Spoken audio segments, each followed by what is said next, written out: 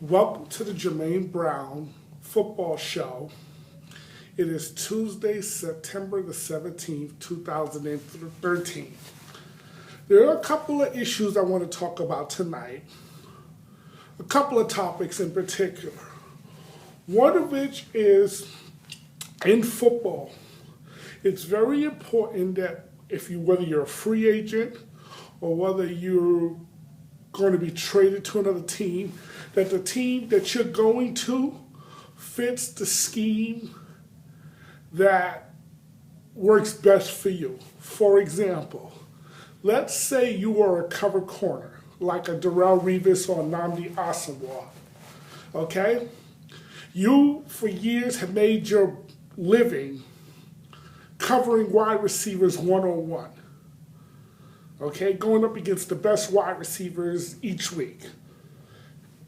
Excuse me. You don't want to go to a team where they don't have you doing one-on-one coverage, they have you in a zone coverage. That doesn't fit your skill set best, and it's going to make you look bad.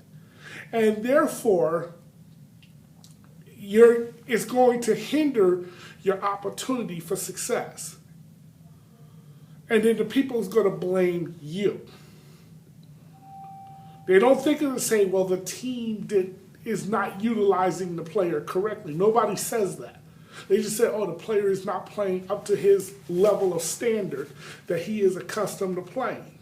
So I do believe that it's very important that you're very careful about the team you go to. I'll give you an example. Mark Sanchez is going to be a free agent after this year. Okay, he's a quarterback for the New York Jets. All right? The team he decides to go to next year is very important. And there are going to be some teams that's going to offer him a contract, maybe as a backup somewhere. But look at the offensive personnel and make certain that that personnel fits what you do best. Because if not, you set yourself up for failure moving forward. A team that I think would fit Mark Sanchez to a T, it would be, say, a team like, say, the Minnesota Vikings. That's a team with a great running back, a Hall of Fame back, and some good wide receivers and tight ends. So Mark Sanchez is a very good, what we call play-action quarterback. He needs the running game as well as the defense to make him look good. And Minnesota has both. They have the running game and they also have the defense. Right now, they're lacking a quarterback, or consistent quarterback play, should I say, is lacking in Minnesota. So a team like Minnesota or some team like that would be a perfect fit for Mark Sanchez. I would highly suggest you go there. Because I look at a guy like Nnamdi Asomugha. Nnamdi Asomugha, when he was with Oakland, everybody considered him maybe the second best cornerback in the game behind Darrelle Revis. Some people even say it was better than Darrelle Revis. Okay? He was a cover corner, but as soon as he got to Philadelphia, he signed a free agent, a huge free agent deal in Philadelphia. He looked awful from day one. Now, unfortunately, Philadelphia didn't understand how to use Nnamdi Asomugha. They had him as a zone read cover, which means he's covering a zone instead of covering a man, something he did not do in Oakland. And then they fired the defensive coordinator in season, or after that season, they fired the defensive coordinator and hired the offensive line coach, Juan Castillo, as the defensive coordinator. Which means, how are you going to have an offensive line coach as a defensive coordinator? I was always wondering, was Andy Reid trying to get himself fired out of Philadelphia? Because that's just something you just don't do. But that made Nnamdi Asomugha and the rest of that defense look even worse. And so what ended up happening, Philadelphia cut Nnamdi Asomugha, and a lot of people feel now that he's finished now. But I think Nnamdi Asomugha might still have some game left. But who knows? His confidence may actually be shot. Then I just read a report that Darrelle Revis, the former cornerback of the New York Jets, is unhappy down in Tampa Bay, particularly with the head coach.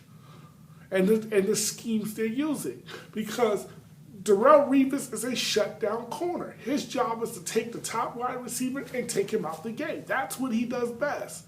But down in Tampa, I guess they got him playing zone defenses, zone reads and stuff. That's not Darrelle Revis' game.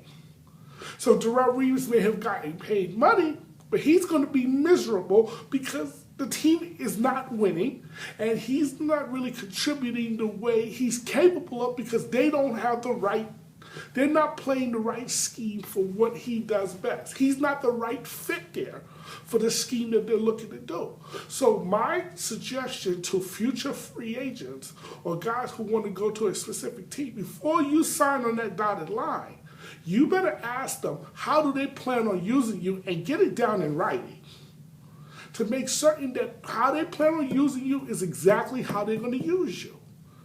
Because after you sign on that dotted line, a lot of things can change. And they can say, oh, okay, well, we got to use you a different way because of this, that, and the other. So to avoid all of that in the future, make certain you find out how you're going to be used before you sign on the dotted line. Now, I want to get to the offense there in Philadelphia. I want to talk about Chip Kelly in particular. The man, I think he's an offensive genius, personally speaking. I mean, the man's offense is just phenomenal. Mike Vick is having a lot of fun in that offense. That offense fits Mike Vick to a T. I'm certain Mike Vick is sitting there wishing he had that offense from day one when he first came into the NFL. How much more different would Mike Vick's career have turned out had he had that offense from day one when he came into the NFL? But that being said, I finally saw the problem with that offense this past Sunday. They can't stop anybody. And actually, I kind of saw it even Saturday afternoon when Texas A&M, who runs a similar type of offense, when Texas A&M and Alabama.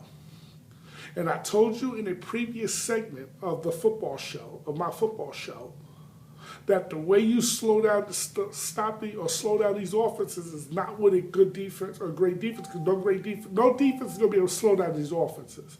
But the way you do it is you have to have balance. You got to be able to run the football as well as pass. The team that has balance, that can run the football, is going to be the team that's going to slow down and beat that type of offense. That offense is the team's best defense. Well, here's the problem with Chip Kelly, and I saw it this Sunday. I saw it on Saturday, but it was clear on Sunday. Texas A&M, Johnny Football, he was marching up and down the field. Everything was going great offensively. Only one little problem. Defensively, they couldn't stop Alabama. Alabama was also marching up and down the field. And then that game just basically came down to who was going to make the big mistakes. Unfortunately, Texas A&M turned the ball over twice. Alabama didn't, and that basically was the game. Okay? This past Sunday, you had Philadelphia and San Diego.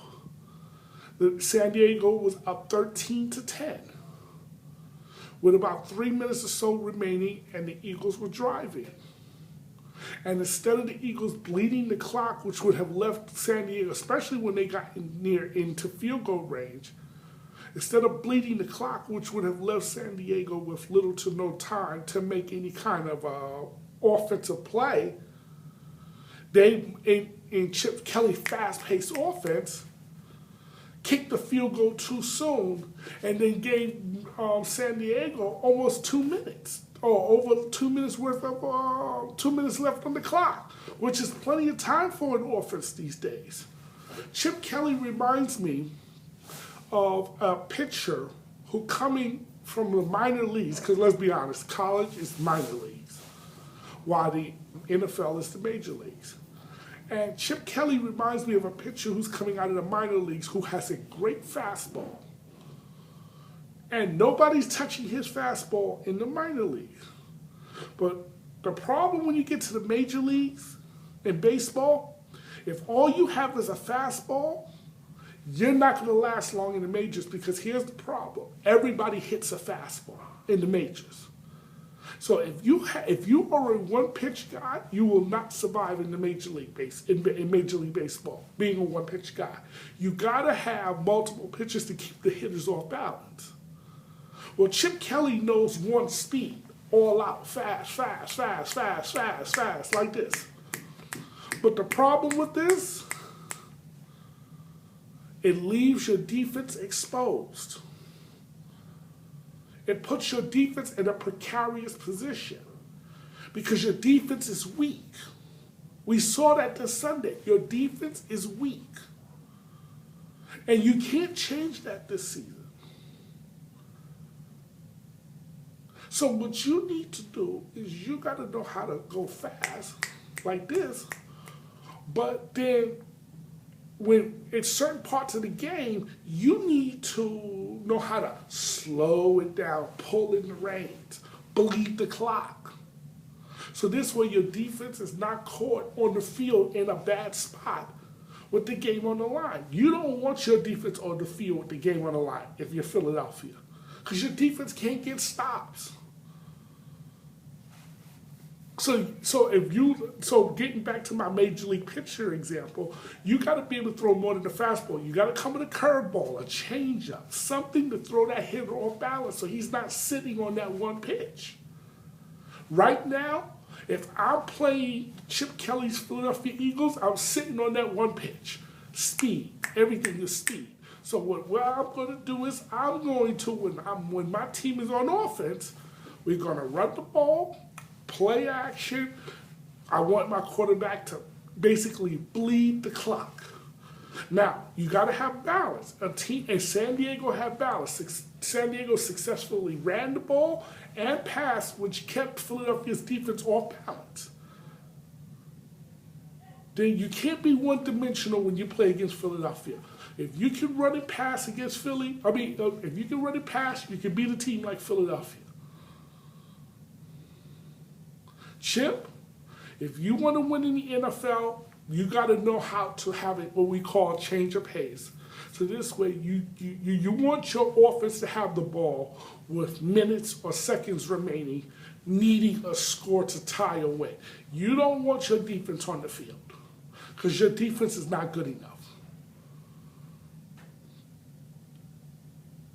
And this is the conclusion for today's episode of the Jermaine Brown Football Show. Thank you.